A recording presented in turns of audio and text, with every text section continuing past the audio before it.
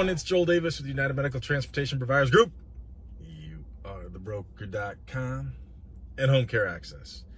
So I was planning on shooting a video while I'm driving, and I was talking to corresponding with some of my one-on-one clients, so I had to pull over to read some of their emails, so a couple of responses. So I figure, hey, as per usual in my videos, I'll cover a host of different topics. So stay tuned and watch everything and pay attention. So the first one here is, now these are two emails from some of my clients who keep me on monthly retainer, and I've been working with them long term. Both of them, good dudes, hardworking dudes, love them.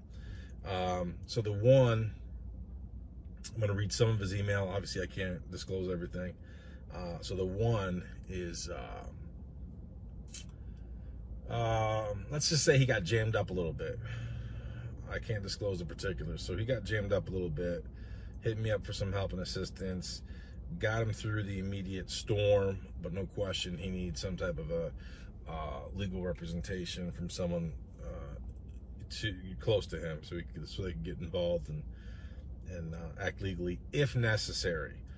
So I checked in with him just to make sure how he made out, and he said, "Good morning, Joel. So I met with the attorney. She mentioned she will respond to them, but I should give them all they asked for, which I have done. She took a retainer of $5,000. Man, that's crazy. Look, man, here's the thing about attorneys. Attorneys are expensive. This is why so many people over the years, I can't believe what you charge. Dude, go pay an attorney. Go pay an attorney. See how much they charge, and here's the deal. An attorney, regardless of how good they are, I guarantee you they don't know. They may know about business, but I guarantee they don't know the particulars of NEMT, home care, or anything like that. I guarantee it. So, but at the end of the day, he needs legal representation for if things get escalated, then he needs to make sure he's protected. But it's like coming out of the gate, attorneys coming out of the gate, they're going to cost you $5,000. So you know that. He said, I'm just going to call him Blank. He said Blank mentioned he is just trying to help, but won't affect our renewal in October. I don't trust them though. I wouldn't either. Now I need your assistance to build this honey pot, protect myself and my business. Basically, so this client provider, great dude. Again, like I said, great dude, love him. Was working with someone else. I've been with him for a couple of years. He was working with somebody else, and he realized, all right, man, I paid top dollar for this other person to try to help me, and he just wasn't getting ROI. Wasn't leading the other person was in a different state, not leading him to the promised land, wasting his time, money, and effort. Does a search online, finds us. We started to revamp everything. So he was already in motion. But no question, things had to get changed, restructured, all that kind of good stuff. So he says, now I need your assistance to build the honey pot, protect myself and my business, because basically what we're going to do is we're going to start separating different aspects of his business. I'm going to need help with this. He goes, I will need to delegate some of this work because he's a busy dude. He's working hard. So I will need your help with the step-by-step. I will provide the necessary documents, etc. The attorney can assist with this. I know she said she would be willing to work with us. Let's see. I appreciate your feedback and help. Lots going on. So, long story short, at the end of the day, man, attorneys, pricey. That's why can't stress this enough, man. This is why you gotta structure things properly to avoid as much of the legalities as possible. I mean, look, no question, you gotta have a good attorney at times. They have their role, they have their place. I mean, I'm all for it. It is what it is. You gotta protect yourself. And legal fees should be something that at the end of the day, you gotta make sure you make enough money, because you're always gonna need legal fees. And I don't necessarily mean that you're gonna need legal fees to combat some type of accident or allegation or something fraudulent. Sometimes you're just going to need attorney fees to help you with certain things, certain closings, acquisitions, things like that. we work with a lot of buyers and sellers all the time, but ultimately some of them we actually just do internally, especially if we're working with the buyer and the seller. But then other times you don't have that type of dynamic, that close relationship with the buyer and the seller, so you do need to get the attorney. So I don't mean that getting an attorney is always a bad thing. Let me try to get back to my email here. So anyways, that's the moral of that story, is you always gotta be diligent and vigilant when it comes to protecting your business. I mean, there are threats all over the place for sure. So I'll respond to that email. So this other one, you'll understand why I can't tell you exactly why this client provider contacted me, but he contacted me with something regarding for an employee, and he asked me, how do I do this? How do I do that? How do I document this? How do I document that? And I told him, no, absolutely not. You are not documenting that. You are not documenting that. And again, I can't tell you exactly what the topic was because you'll see why in a second. I said, no, absolutely not. You are not documenting that. Now, you guys, anyone watching my videos for a long time, I'm all about policies and procedures, put things in place so the business can continue to grow and scale, whether you're there, when you're absent, all that type of good stuff. There's a lot of things you want documented. There's a lot of things you want documented to cover your butt. Listen very closely to this. There's a lot of things you want documented to always cover your butt. But there's a lot of things you don't want documented to always cover your butt. I'll say that again. There's plenty of things that you want documented to cover your butt. But then there's plenty of things you do not want documented to cover your butt. I'll let you kind of read into that as much as you can. Again, I'm not going to tell you the topic of conversation because as my client provider responded, his response was very simple and succinct. He said, boom, that's why we pay you the big bucks. Ain't no White Walkers sharing that. Exactly. Now, this client provider, love him.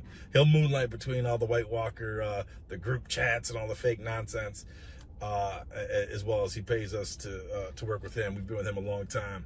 We work with him for an acquisition that I'm gonna get back on the road here. So we worked with that client provider on an acquisition a long time ago, and we thought we were close to closing, man. And sure enough, man, the buyer screwed it up. It all worked out in the end because this client provider, he went off and his business. So he went out. We were so close to being in a position to buy an existing business. The buyer screwed it up, man. Or I'm sorry, the seller, maybe, forgive me if I was already calling the buyer screwed up. The seller screwed it up. On this acquisition, the seller screwed it up. It's just unfortunate. But anyways, this guy went off, started his own. He's doing well. But like anything, it's, you're building, growing and scaling. There's always going to be issues you got to address. So, and he's doing well, man. He's slinging that hash and making that cash, doing well. But it's crazy. It's crazy when it comes to, let me go off on a little tangent with some buyers and sellers, because we got a lot of good things going on right now. In fact, I'm gonna tell you this right now. We sent out a newsletter a couple of weeks back. If you are in Cleveland, if you operate your NEMT business in the Cleveland area or the Orlando area, and you're serious about selling, and you got a good business, don't give me this 2 vehicles all Medicaid nonsense, because that's a waste of our time. No one's gonna buy that stuff. But we got 2 hot and heavy prospective buyers that are looking for a good deal. So if you operate a good cash flowing business in the Orlando or the Cleveland area, hit us up, let us know. And other areas too, but those 2 are key because I got 2 people who are serious about moving forward and buying a legitimate business that they can step into and further grow it and scale it. So we got a lot of different irons in the fire when it comes to buyers and sellers, but sometimes not every deal works out. We had a deal that just fell through a couple weeks ago. The buyer totally botched this, rookie mistake, stupidest, one of the top 3 stupidest things I've seen, because this was just a great deal, multi multi million dollar deal. Everything was primed. Everyone was excited about it, to the point where my team and I were actually working with other client providers in that state to line them up so that down the road, this buyer in the coming years would be able to acquire them and buy them in two. Because when he came to us and he retained our services to help him with this acquisition, he had great visions of grandeur. He had he substantiated with his proof of funding and all that kind of good stuff, and everything was just lining up well. The sellers of this multi-million-dollar business, there were two partners. They were all on board. Initially, they weren't going to sell. They had no desire to sell. I approached them if they wanted to sell. I knew they had a good business. I approached them. I said, "Look, I got this buyer who's dead serious. You want to sell?" Because they had no interest in selling, because they don't need to, because they're still growing and scaling. So I basically had to convince them to sell, and so they got on board with it. Came in, everything looked good. Got put ourselves in a great situation. And the buyer just straight up pulled some rookie stuff that after we already had a summary agreement in place. It's one thing if you want to, after you have a summary agreement, if you openly say, hey, you know what, this happened or that happened, like, can I adjust this, can you adjust that, and you want to gently, I say gently, reopen negotiations, that's one thing, that's cool, you could do that. But it's like we already had which initially started as a letter of intent, then a summary agreement in place, signed summary agreement in place, and out of nowhere, no heads up, nothing, the buyer comes in and thinks like we're still in open negotiation. We're like, dude, what toilet did you pop out of? Stupidest thing that this guy did, because he totally botched a multi-million-dollar deal that would have totally, the minute we close, his life changes. His life changes because he has a high cash flowing, high profit business. This business, multi-million-dollar business, great margins, zero Medicaid. You'll never see them touching that broker nonsense. They don't waste time with that low-hanging fruit BS. None of that nonsense. Great contracts, great service agreements, and since then, gotten even more. Absolutely crazy. But it is what it is. I'm not even sure how I got off on that tangent.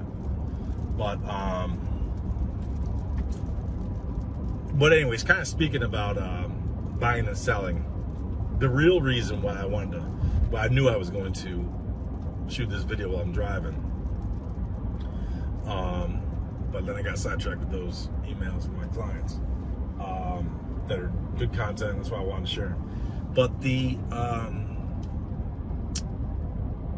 real topic of conversation I wanted to hit is that I'm working with a lot of you guys are wanting to grow, expand, diversify. I'm all for that. And this is where you got to start thinking strategically. And I'm going to use my broker business as an example. So my broker business has been phenomenal. It is what it is. It's been phenomenal. It's far exceeded my expectations. It's taken so many different directions that I just never could have anticipated. I mean, it is what it is. I've talked about that in other videos, so I won't bore you with it. But I openly told certain people, it's like, dude, I'm not practicing what I'm preaching, because I always tell you guys, hey man, you want to be having an exit strategy. As you go into your business, you should already be thinking about your exit strategy. The thing is that I didn't have one. I mean, again, this broker business has taken so many different left and right turns, up and down. It's been awesome. It's crazy, to be honest with you. But we've been doing so well, and it's been growing and scaling, which is phenomenal. But I'm like, man, I don't even know how I'm going to sell this, because we operate in multiple states. You could totally see how there's different profit earning opportunities based on location, key locations, key facilities, stores, partners, things like that.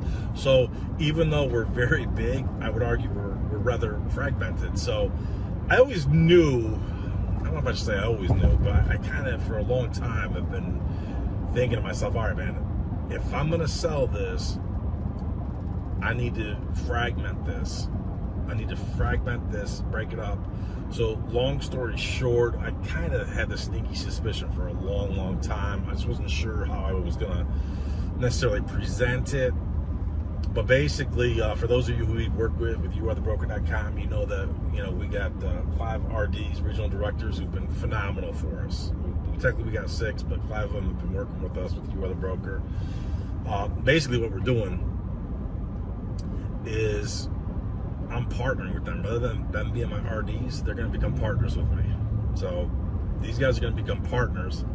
I'm actually fragmenting my broker business, and they're going to be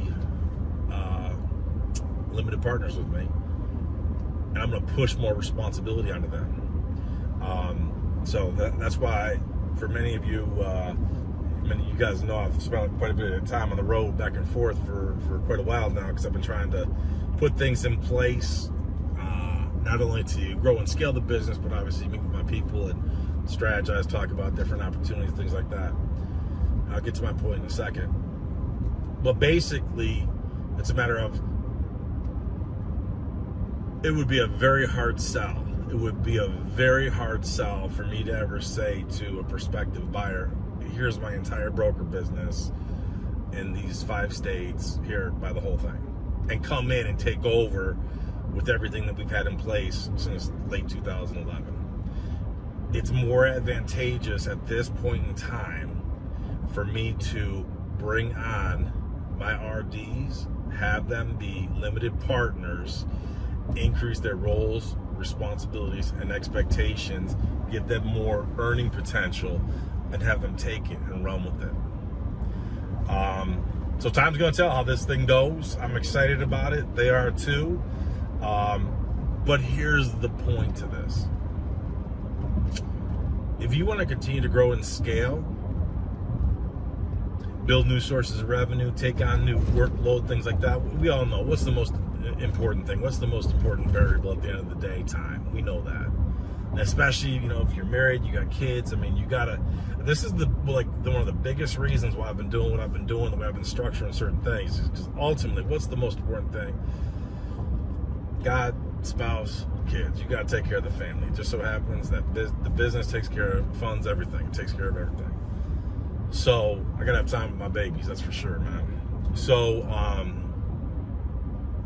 the reason I mention all this, some of you guys are sitting on an empire for sure, but you personally can't do it all yourself. Let me put things in perspective for you. Think about this. Some of you are crushing it with NEMT. Love it. Some of you aren't. Some of you are.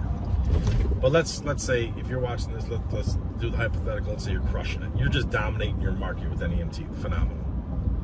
Why would you not want to further maximize? You're dealing with the same community. You're dealing with the same type of clients. You're dealing with the same type of personality. You're dealing with the same type of dynamics and situations. I mean, the synergistic opportunities between NEMT and home care is obvious. If you can't see that, then I can't help you. Why would you not want to try to bring on a limited partner who can come in and he or she can take over the reins of home care and just explode your home care? I mean, I'll give you a classic example, especially I've been working with home care providers for a long time, been partnered with my partners with Home Care Access, Marty and Ginny. Many of you watching this, you're working with them. Awesome.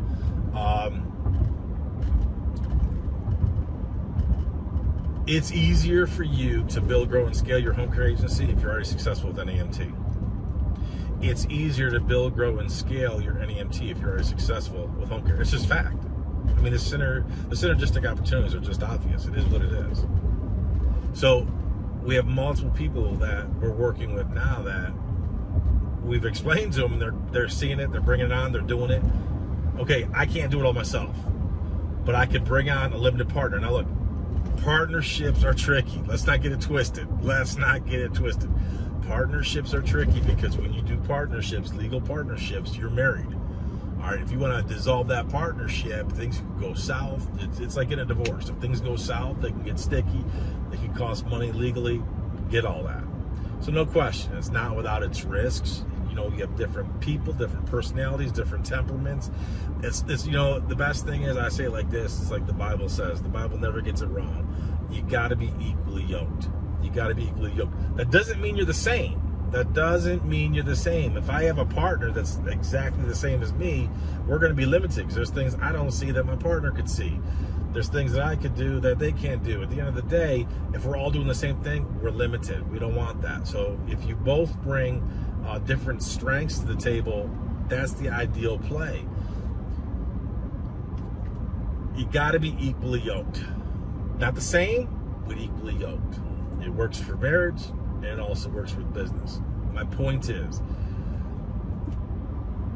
if you can find someone, and I'm not saying family, can it be family? Yes. Can that be a sticky situation? No question. There's times, dude, there are times that I'm working with somebody. I've seen some ugly scenarios. I've seen some ugly situations, ugly scenarios over the years. I'm sure you can imagine, where I've been in situations where I'm like, oh my God, I'm like a marriage counselor. There was one time I'm in Arizona. This is years ago. This is the worst one, most obvious one. I'm in Arizona, husband and wife team, home care and NEMT. He was doing NEMT. She's doing home care. She's slamming. She's doing a great job with the home care. She's crushing it with the home care. NEMT, meds and meds. But here's the problem. I roll a couple things. This is going to be a good one. I'll give it to you. I got time because I'm driving, so if you got time to watch, this is a good one. So I show up. Right away, I knew I got problems. Because when I show up, picks me up from the airport. They pick me up from the airport late that night. Director of operations. So the director of operations, I'm about an hour from the airport. The director of operations picks me up. This is a great story. Pay attention to this. So the director of operations picks me up from the airport late that night. We got an hour to get to the hotel to get back to the area where they operate. So while we're driving back, you know, doing pleasantries and just talking about the business, and this director of operations has loose lips, straight up sinking ships. This cat is just diming everybody out. And I'm like, WTF. I'm like, this is your director of operations. And he's talking about you, the owner, like this? I'm like, dude, I don't even know what I'm going to be in for tomorrow. Because I'm like, dude, this cat in his mouth, you want to talk about lack of discernment, lack of loyalty, lack of respect. This guy is just diming everybody out. And I heard, I don't even remember his name. Let's say his name is Fred. I'm like, okay, man, I've seen a million and one Freds before in the world, but this Fred is taking it. He runs his mouth, selling everybody out. Never his fault. Never. It's always someone else. Never his fault. You've seen a lot of Freds. I've seen a lot of Freds. I mean, this is the guy. So the next day, the owner picks me up from the hotel, takes me to their office. Show up at their office. They got 22 vehicles. If I show up at your office, and it's during the week, I show up at your office, you got 22 vehicles. Why are there 11 vehicles on the lot? You're operating at 50%. So you already know coming out of the gate, you're just destroying this thing financially here. I mean, this is just upside down. So I already knew, like, dude, this is just not good. You got 22 vehicles, 11 of them are on the lot. 50% is in the field, 50% is sitting here idle. WTF.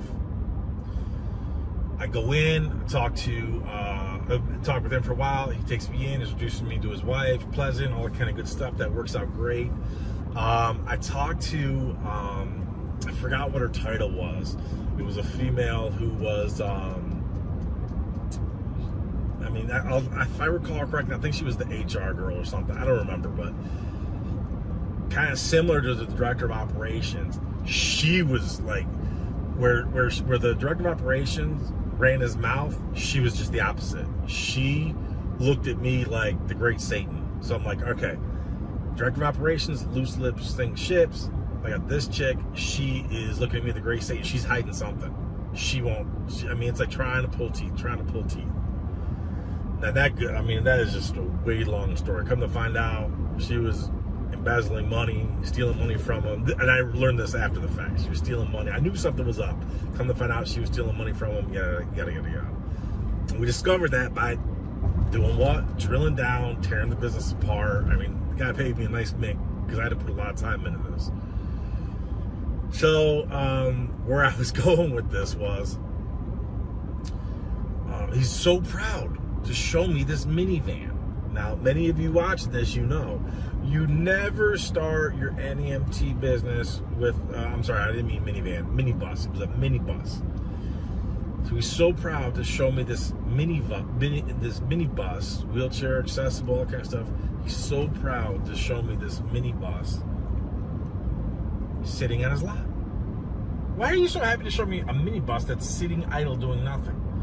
And again, some of you say, hey Joel, would this be a good vehicle to start with? No, you do not start your NEMT business with a minibus for a wide variety of reasons. So he's showing me this minibus. And I think this was after lunch. We did the lunch, whatever, after we did a bunch of different things. Then we go to lunch, we come back. So it was well into the afternoon, after I already met the wife, all that kind of good stuff. So we're sitting on this minibus, and I'm in the back.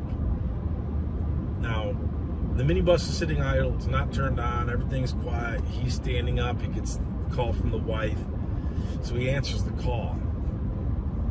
He answers the call from the wife, and again, it's like I'm sitting on a minibus, which is shaped like a tube. It's not running. The engine doesn't turn on, so you can hear everything. And the wife is just, boom, going up one side, down the other, destroying this dude.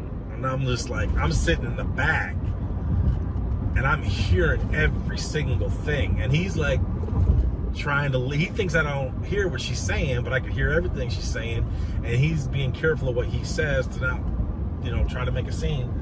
And she's just destroying him, left hook, right hook, and I'm just like, dude, you got to bob and weave up in here, man. You're taking too many headshots. She's destroying him. I'm sitting in the back of the bus saying, WTF? What the F have I gotten myself into? I'm a straight up marriage counselor at this point, and I see why the business is floundering. And I still got a couple more days to be with these cats. So at one point in time, and some of you guys heard part of the story before, so I think it was the next day, he and I were having, I don't know if it was lunch or dinner, I don't remember. And I was talking about, look, man, you're the head of your show, you're the head of your operation, you gotta, you're the leader here. And he outright shocked me. I never heard anything like this up to that point in my life. Again, this is many years ago.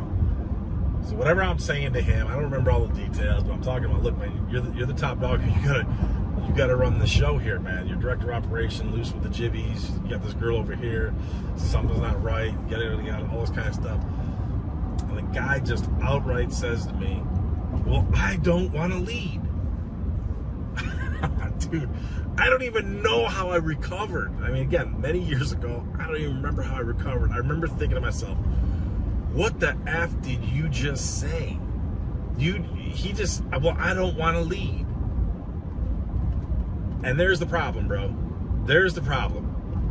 Whether you want to lead it or you don't want to lead, if you're going to own your business, you're leading. It is what it is. Now, you either lead effectively or you lead like a little beta. This guy was choosing to be a little beta, a little simp, little gimp. Now, everyone knows I love my betas, my little simps and gimps and limps.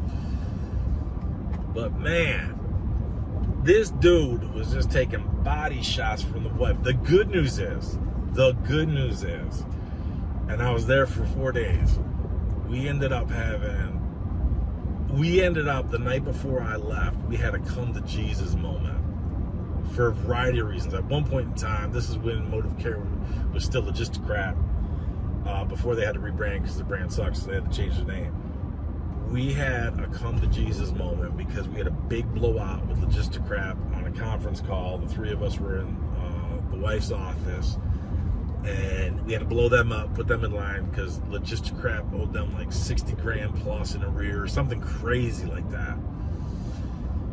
that night, had dinner, and both, like I said, we had a come to Jesus moment because she was vetting her frustrations, her problems. He was vetting his problems, his frustrations, and it was like, it was intense. It was intense. I know I've dragged this story out long enough. I apologize, but I don't. But it was just absolutely insane. So it's like, man. Anyways, as I digress, I could write a novel just on that one trip to Arizona. I could write a doctoral dissertation on everything I learned because there's just that much. Everything from the dynamics of the husband and wife to everything culminating into, but I don't want to lead, to regulating your employees so that the inmates don't rule the asylum, so that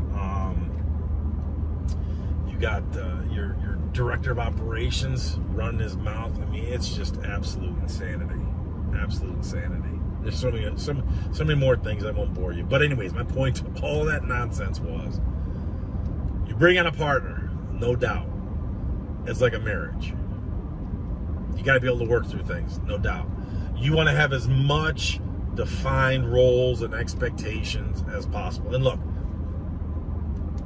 I got lots of partnerships. A lot of them formal, a lot of them not formal. And when I say formal, I'm talking about legal partnerships on paper. They're part of the S corporation. Almost all my entities are S corporations.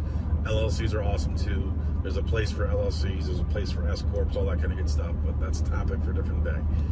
I have a lot of different strategic partnerships that most of you watching this, you don't even know because they're not affiliated with NEMT and home care and broker business, things like that. So, but if you, let's say you're crushing it, you're doing well with NEMT right now, why would you not want to care to the exact same people and build your home care agency? And it's not even that you got to do it yourself. If you could find the right person to come in and take charge of that, even if they have to be a limited partner so that they have equity, they have skin in the game. And again, there's so many different options to you to structure it, formalize it, make it with contingencies. There's just so many different things you could do legally, the way to structure certain things so that that God forbid, if things do go south, you're not exposed, you're not vulnerable, or you can at least mitigate the fallout. Because again, partnerships can get ugly if you don't handle it properly, but then again, when partnerships work well, they work exceptionally well. And the ultimate goal is to be able to exponentially multiply your productivity. And the way you do that is literally by bringing on partners, scaling, bringing on employees, things like that. So, crazy world. But my point is, when it comes to like my broker business, I knew that in order for me to take this to the next level, to not only continue to make a lot of money, but to free myself, because look, we're leaving so much money on the table. Again, we operate in 5 states. We're unique in certain locations because we're maximizing the dynamics specific to that community, that specific area. So it'd be very challenging to find a buyer who can come in and buy it. So now it's like I just brought on 5 partners. So you could argue that, yeah, I'm going to take a little bit less, but ultimately, if they produce, I'm going to make a lot more, as are they, because now they have equity ownership in it. They're going to be able to take the reins to a large degree, run with it, maximize it. They're going to make more on everything that all the work that we do. They're going to make more money on it. So it behooves them. Their success is my success, bottom line. And if you are, let's say, I'm just using the example, if you are in the NEMT business and you bring on someone who you can trust, make them a limited partner, they can pick up the reins, run with it for your home care agency. Hey, their success is your success, bottom line. So there's my food for the thought. Was it food for thought for the day? So there's my food for thought for food, whatever it is. You get the idea. So I apologize for that long story. Man, it was such a good story. I could give an entire seminar on the dynamics. There's so many little drama plots in that story that I won't bore you with, but man, that was easily a top 3, one of the craziest things I had to deal with. But man, there's so many lessons to be learned there, but I'll leave it there. So, all right, my peeps, I actually gotta make a couple of phone calls, so I'll end the video here. But I hope you did learn something about this. I hope you did learn something from this video. Protect yourself. Don't put look, you gotta make enough money. I'm circling back to the very beginning. You gotta make enough money because you're gonna need attorneys at some point in time. And I'm not saying you need them necessarily because, SHIT hit the fan, which does happen. But, you're gonna want a good attorney on your team regardless. Boom. But that's also where my team and our goal is to put you in the best position so you don't need them as much. You save more money, things like that. Think outside the box. Think about limited partnerships because just handle it delicately, have defined roles, expectations, requirements, things of that nature. Be equally yoked. Critical. Be equally yoked. Even if that person doesn't bring the same amount of money to the table as you, if they bring a different skill set, that's critical. There's a lot of different options. Just make sure you're equally yoked. So, all right, my peeps, this 21-year-old Olympic athlete is out of here. So I will shoot another video soon, I'm sure. So until then, I'll see you at the top. Let's go, Brandon. Hey. Let's go, Brandon. Hey. Let's go. Let's go. Hey. Let's go.